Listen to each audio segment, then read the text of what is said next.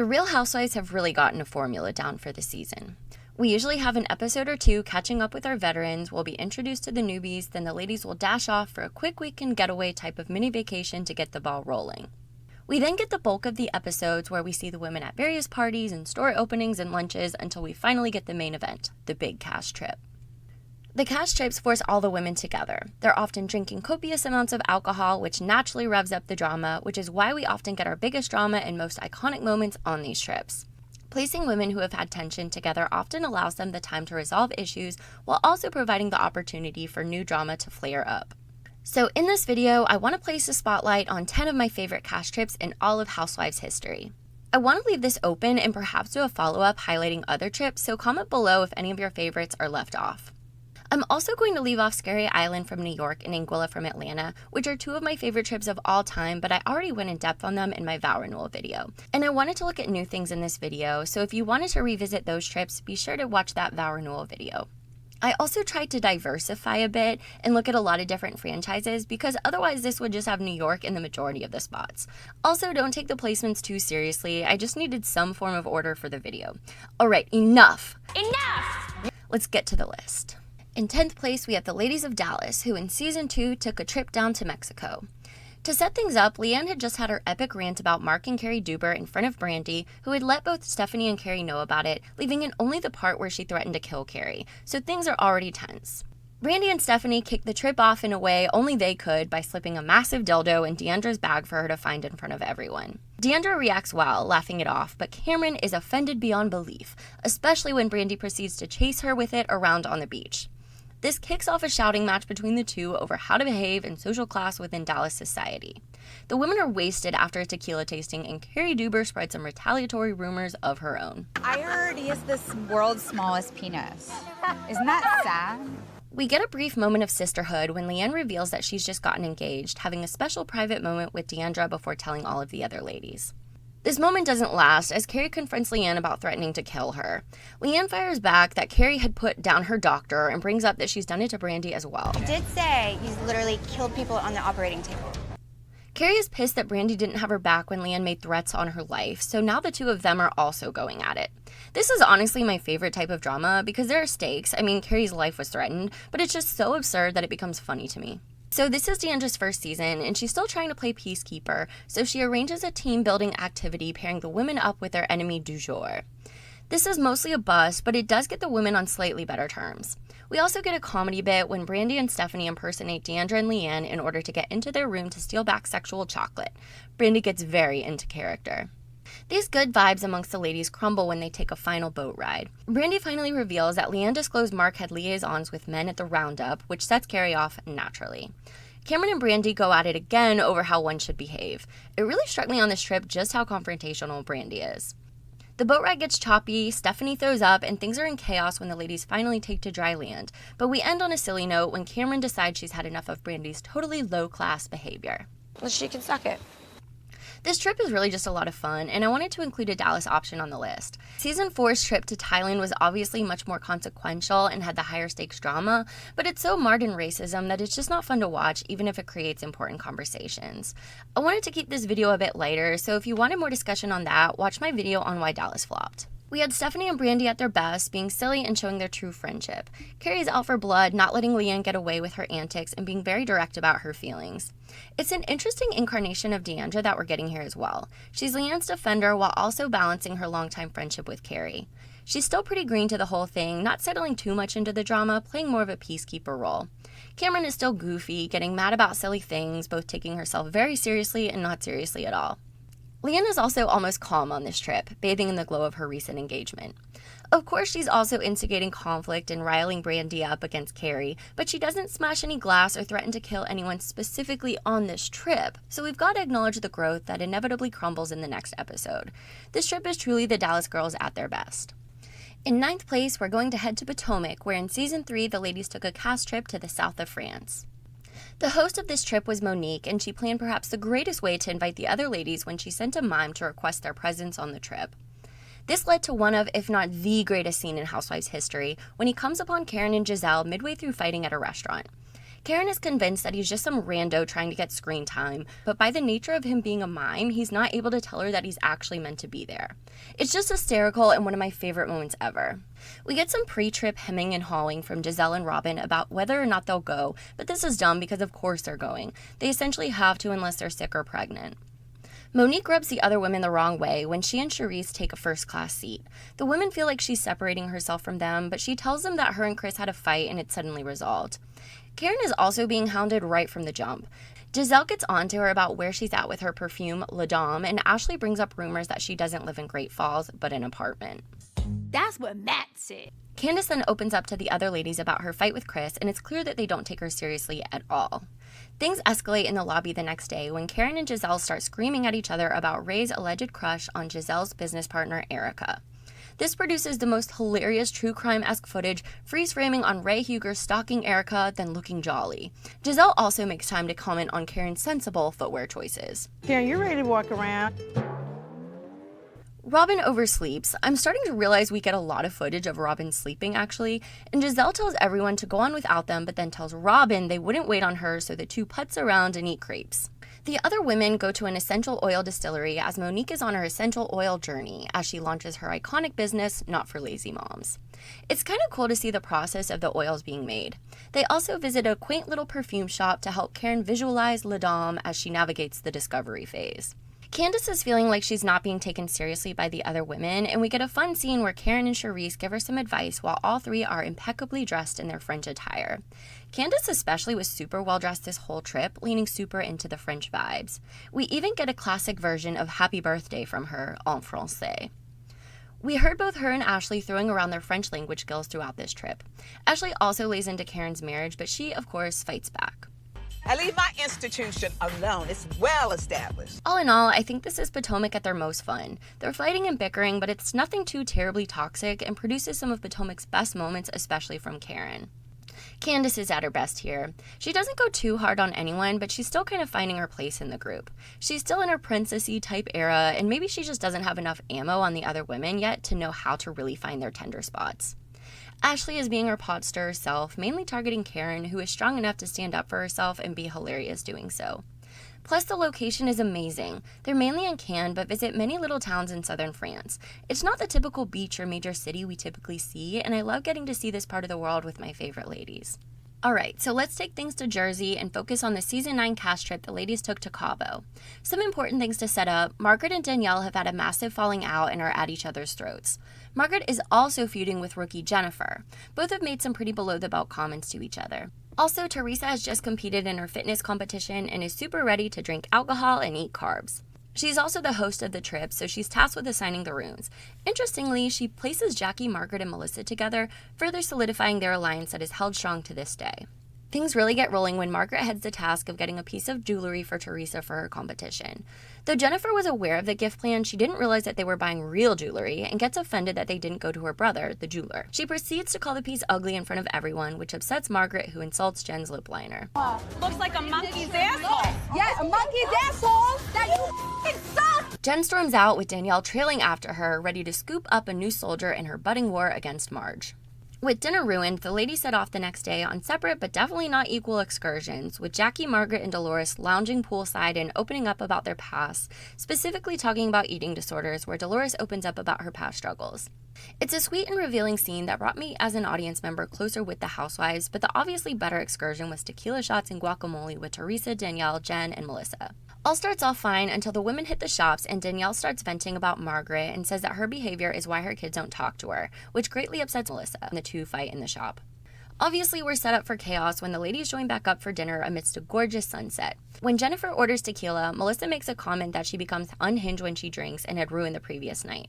Margaret gets involved and claims Bill, Jen's husband, sleeps in the pool house. Jen fights back, bringing up Margaret's affair and calling her mother out for being with a married man, to which Margaret responds that Bill sleeps at his girlfriend's house, to which Jennifer gets visibly upset. Hit a nerve. Watching this in hindsight is difficult, as we now know that there was a lot of unaddressed pain Jen was keeping regarding Bill's infidelity. And when Jen storms out, Danielle trailing quickly behind, Margaret realizes that she went entirely too far. When Jen comes back, she apologizes and admits she said it purely to hurt Jen. With the benefit of hindsight, we now know that Margaret did in fact know that Bill had had an affair. That's cruel beyond belief to bring up at the table, especially when Jen herself hadn't yet been open about the situation. While I admire Margaret's ability to acknowledge she was in the wrong and immediately apologize, that's kind of disturbing that she'd go so low. I guess she offered some kindness in covering it up and saying that she had made the whole thing up to hurt Jen, but Jesus. After the apology, they both talk out their issues and seem to be okay enough to continue on with the trip. But one person is not forgotten, and that is the Queen of Jersey, Teresa. More on that in a moment. The women have a cute camel riding excursion, then a mostly uneventful lunch where Teresa discusses the reality of her marriage to Joe, who will be getting out of prison soon. This is also an interesting conversation now that we know how it ended up happening. Before our last dinner, we get an iconic moment of Danielle and Teresa taking shots and listening to I Can't Wait to Grow Up, and then the ladies sit down to their final dinner. Things go left pretty quickly when Danielle now says to Margaret's face that her kids aren't around because she's so awful. Margaret freaks out and throws red wine at her, and the physicality of the altercation escalates. Margaret flees the scene only for Jennifer to become enraged and smash a glass at Melissa, which revs Dolores up. There's an interesting thread throughout this whole situation between Teresa and Melissa. We all know their history, but they'd been in a relatively good place for the past short while, but it feels like old times when Teresa sides with Danielle and Melissa sides with Margaret. The trip ends with the two of them meeting up to hash out their issues, which feels right. All in all, I thought that this was a fantastic trip. The Danielle Renaissance is my favorite era of Jersey. There's just something electric about her presence, and she is in peak form here. She goes entirely too low, as is the Staubian way, but when she's up against Margaret, who also has no problem going beneath the belt, it makes it an even match, so I find it doesn't feel as cruel as it may really be. They're matching each other's energy, if you know what I mean. The altercation between the two, as well as between Margaret and Jen on this trip, also led us into the quote-unquote code the women strive to meet. Especially Teresa. No kids, no parents, no marriages. This is obviously more of a loose guideline, but it's cool to hear it from the horse's mouth to me. Almost a bit of fourth wall breaking. I think this is also Jennifer at her best. She just says what's ever on her mind and is a scrappy fighter, but she's also got such a vulnerability to her that it makes it easy for the audience to fall for her. She truly is just happy to be a housewife, and I love that both for her and us. We also see on this trip the Marge-Melissa-Jackie alliance truly solidifying, staying strong as we enter our 13th season. We also see the seedlings of Margaret versus Teresa, though I don't think Marge is fully ready to commit just yet. Next up, we're heading once more to Mexico, this time with the ladies of New York. This was a trip that was a long time in the making, as it's truly sponsored by Skinny Girl, as Bethany wanted to take the ladies down to try tequila. They were set to go the previous season, but Bethany was bleeding, so they had to wait a year. Bethany and Ramona had been feuding, and she was trying her hardest not to invite Ramona, who pointed out that of course she was coming as this was a cash trip. After some back and forth, Queen Bee finally allows Ramona to come. The women are a motley crew upon arrival. Ramona has just had a chemical peel, so her face is all red, and Bethany has the flu. Bethany is so hot upon arrival and lets us know just how bad it is. I'd blow Simon Van Kempen for a Slurpee right now. Carol, on the other hand, is very eager to try some authentic Mexican cuisine. I'd love a Taco Bell. We have the usual chaos of room selection, with Ramona and Sonia pissing everyone off in the process. Ramona tries to pee on her territory, and the two bully both Dorinda and Tinsley about the rooms that they get. Sonia is mad at Tins because she had initially had first choice and gave the honor to Bethany over Sonia, with whom she'd been staying with in New York. Ramona and Sonia eventually accept that they can't stay in their room of choice, while Dorinda shows Carol an odd game that she claims is very popular with the British upper class. Carol's not so into it. Chaos erupts when Tinsley finds out that Page 6, a looming presence on RHONY, is set to publish an article saying that she's been an ungrateful house guest to Sonia. She is convinced that either Ramona or Sonia leaked the story. The women have been drinking tequila since they arrived, and Luann drunkenly takes a tumble into some bushes. Bethany has still been claiming that Ramona wouldn't be invited to the tequila excursion, but eventually she relents and invites Ramona to go. The women take helicopters to get there, Ramona covered in a scarf, and the tequila factory is actually pretty cool. The women set into the tequila tasting, the editors graciously giving us a tequila counter on the screen. The women get absolutely blitzed, specifically Sonia, who hasn't been drinking for 10 months. The ladies go swimming when they get back to their house, and Sonia hits on everyone. Ramona and Bethany have a sweet heart-to-heart. Ramona always surprises me in these vulnerable types of chats. She's so outwardly awful that I forget that she has a really sweet motherly side to her. Later that night, Dorinda and Bethany randomly start fighting, and it gets uber nasty very quickly. Bethany's read is that it's about jealousy over the massive level of success Bethany has reached. It's kind of interesting to witness. We also saw the change in Bethany when she returned to RHONY in season 7, and I get a sense that she has almost an insecurity about how wealthy and accomplished she's become with Skinny Girl. Maybe it's in part due to not knowing who she can trust, or maybe she has some level of paranoia that people aren't truly happy for her or that she doesn't deserve it. I do think that Dorinda was giving her some ammo to think this, but a lot of it really came from Bethany. I don't know if I'm totally off base with this, but it is kind of interesting to think that Bethany remains so tortured despite all that she has. Let me know what you all think. The two make up in the morning, and we get some cool surfing and fishing excursions. We have a cute scene where Ramona, Tinsley, and Carol buy a fish to eat with the intention to trick the other women into thinking they caught it while fishing. The trip ends with the ladies playing Rose and Thorn, with Luann's contribution annoying the other women. So my Rose is my husband. Oh, no. This is just a classic RHONY trip. It has all the classic elements such as Ramona causing chaos while picking rooms, lots of drunken antics, plugs for Skinny Girl, and Sonia sloppily getting naked and trying to kiss the other women. It also sets up a lot of what's to come, such as Scott and Tinsley, who have just gotten together, as well as the budding friendship between Tins and Carol, with a side of Bethany's jealousy over it.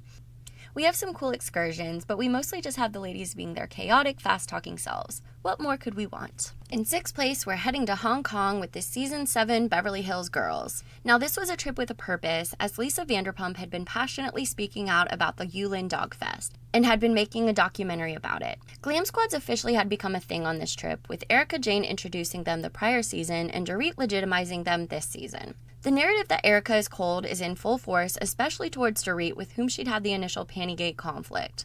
Something that's important to note is that Erica has just visited her mother right before this trip, which I think really rocked her. It seems as if Erica's mother is the only person that really gets to her, and she still has that critical voice in her head. But her mother had taken some accountability on the visit and admitted that she'd made some mistakes. The point is, Erica is a bit off. Eden is also here, weirding the other women out with her plans to fly in some dude she met on the internet from London. Eileen and LVP had also been feuding, ostensibly over LVP not apologizing for asking when Eileen's affair started, though I think it's more about LVP's hand in Munchausen Gate the prior season. She makes an effort with LVP when she decides to join her and Dorit to go view the trailer for the Yulin Dogfest documentary, a very emotional experience. Erica and Kyle decide to visit a park and end up having an intense, revealing discussion about their mothers. I'm kind of obsessed with the Richard sisters dynamic and wish we had a better view of their mother, so it's fascinating to hear Kyle speak a bit more on it, especially when she talks about how it wasn't all rosy as she typically might say.